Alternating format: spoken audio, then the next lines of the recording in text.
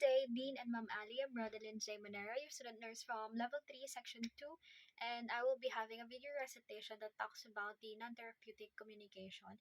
And prior to explain all of those is to blindfold myself first po.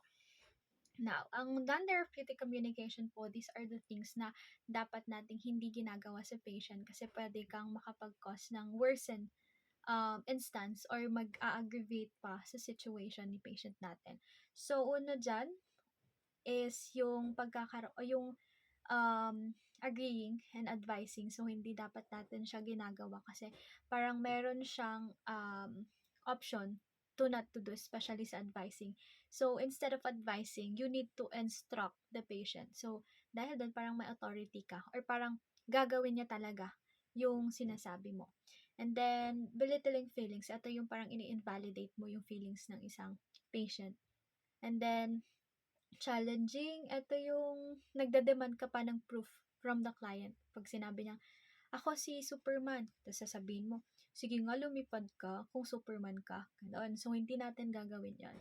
And then, malay mo, lumipad siya tapos ginawa niya yun, tapos nabalian pa siya. So, depending naman. So,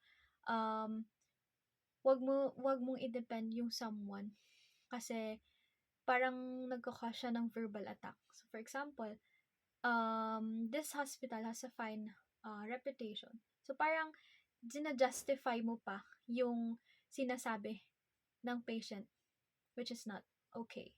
Sorry.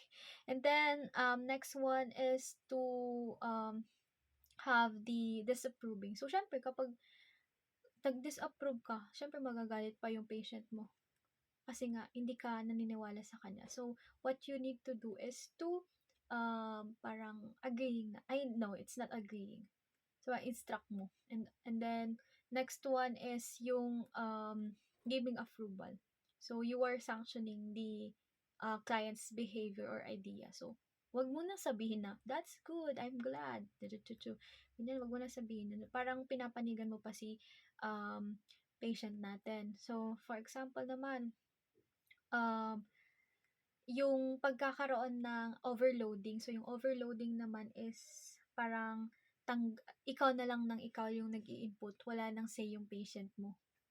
So, syempre, ano naman yun. Ayaw niya dapat yung kapag ganun, kailangan may involvement yung two parties. May sinasabi si patient. So, syempre, may sasabihin din si nurse natin. So, parang interpersonal process nga siya. Then, also interpreting. So, you were asking to make conscious that which is unconscious. So, pwede rin, ang pinaka-highlight pala sa non-therapeutic communication is bawal tayong mag-ask ng why. Kasi it feels like intimidating siya sa patient mo. So, syempre, pag tinanong mo siya ng bakit, hindi niya maintindihan yung sarili niya, tapos tatanungin mo pa siya ng topic. So, and also, we don't do introducing an unrelated topic. So, di ba kunwari, pinag-uusapan nyo, anong kinain mo ngayon? Anong kinain mo kanina? Ganyan-ganyan. Basta pagkain yung pinag-uusapan mo, tas biglang magja-jump ka into, about having panic attacks or ba't ayaw mo mamatay, ganyan-ganyan.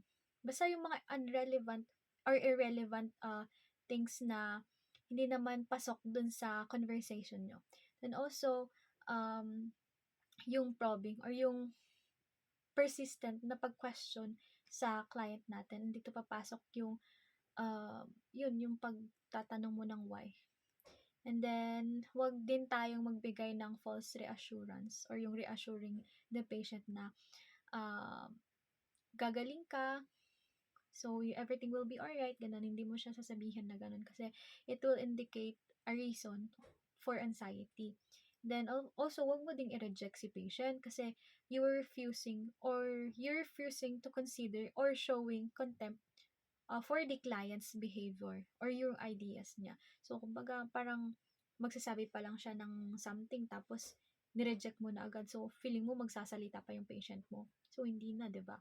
Then, yun, requesting an explanation. So, syempre, sabi ko nga, bawal ka magtanong ng bakit kasi nga, that patient also don't know or disorganized siya. So, syempre, hindi niya mapaprocess kung ano mga yung tinatanong niya. Hindi niya nga ma-explain yung sarili niya eh. So, why don't you think that chu-chu-chu-chu, bawal ganun. Walang why. And then also, yung testing is para lang siyang challenging. So, bawal kang mag-demand ng proof. Tapos, yung using ng denial, of course.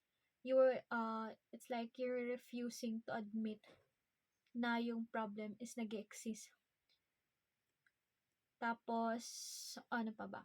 Yung focusing on self. So, syempre, wag kang nakafocus lang dun sa sarili mo or yung ginagawa mong intervention dun sa patient.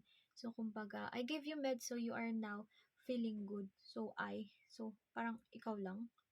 So, ganun. Then also, yung pagkakaroon ng internal validation or yung bias judgment and changing subject. So, parang para lang siyang yung kanina na nagbibigay ka ng mga irrelevant topic dun sa conversation mo. Parang na tataliwas yung conversation mo and that patient.